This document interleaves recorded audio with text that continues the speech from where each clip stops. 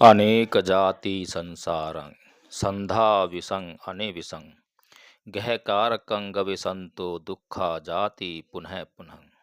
गहकारक दिट्ठोसि पुनः गेहं न काहसि सब्बा ते फासुका भग्गा गहकूटं विसंखितं विसंखारगतं चित्तं तणहानं खय मज्जगा। जी हाँ साथियों, भगवान बुद्ध जिन्होंने मानवता को यह बताने का परोपकारी कार्य किया कि तृष्णा ही इस संसार में प्रमुख कारण है, जिसकी वजह से मनुष्य व अन्य प्राणी बार बार दुख में आ पड़ते हैं। यदि इस तृष्णा का नाश कर दिया जाए तो वह दुख हमेशा हमेशा के लिए समाप्त हो जाएगा। यह तृष्णा क्या है? यह तृष्णा कहाँ से उत्पन्न होती है? हालांकि जितने भी हमारे जीवन में बंधन हैं, चाहे वह हमारे सामाजिक बंधन हो, पारिवारिक बंधन हो, रिश्ते नाते हों,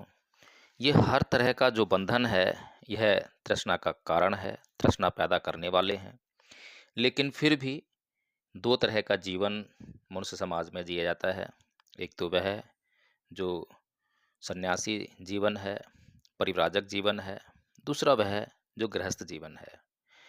गृहस्थों को अपना जीवन दुखों से मुक्त करके जीने के लिए क्या करना चाहिए, किस प्रकार से जीना चाहिए, इस बात को निश्चित करने के लिए भगवान बुद्ध ने नाना प्रकार के उपदेश गृहस्थों को दिए और इन उपदेशों को ग्रहण करने के लिए एक मार्ग स्थापित किया, मार्ग बताया, ताकि उस मार्ग को पहचान कर उस पर चलकर गृहस्थ लोग अपने जीवन में जितने भी दुख हैं उनको न्यून कर सकें या समाप्त कर सकें। इन्हीं सब बातों को ध्यान में रखते हुए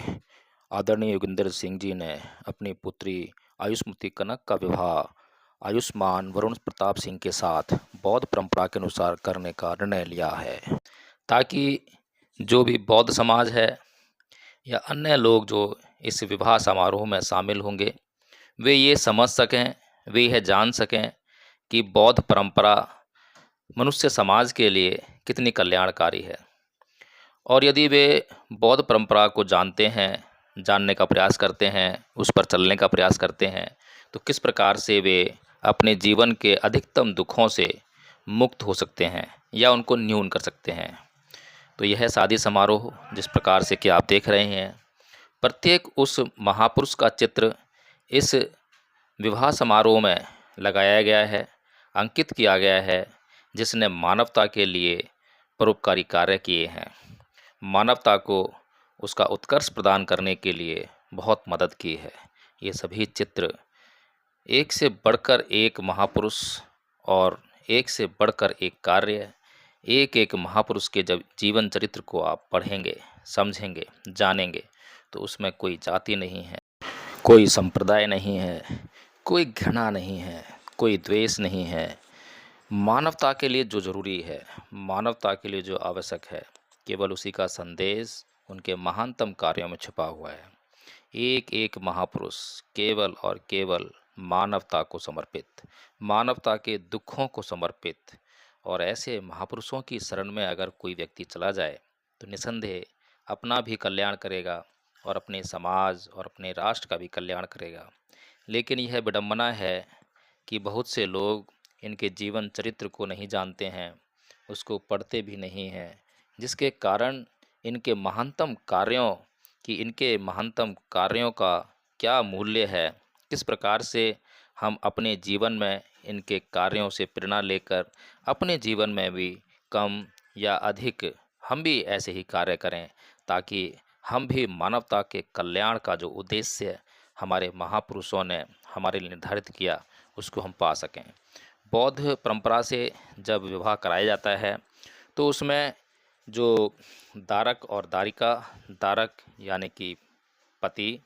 दारिका यानी कि पत्नी, दोनों जब वैवाहिक जीवन की शुरुआत करते हैं तो उनके जीवन में जो भी संभावित कष्ट आने वाले होते हैं, जिन्हें मनुष्य समाज अपने अनुभवों के आधार पर जानता है,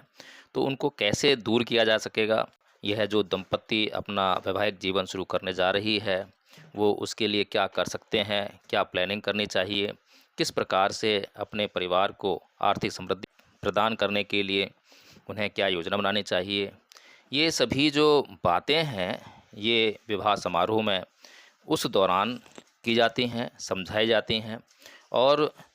शादी से 2-3 दिन पूर्व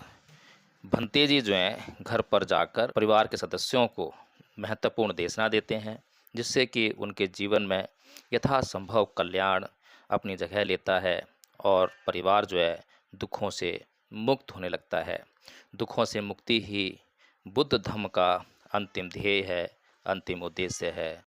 भवतु सर्वमङ्गलं भवतु सर्वमङ्गलं भवतु सर्वमङ्गलम्।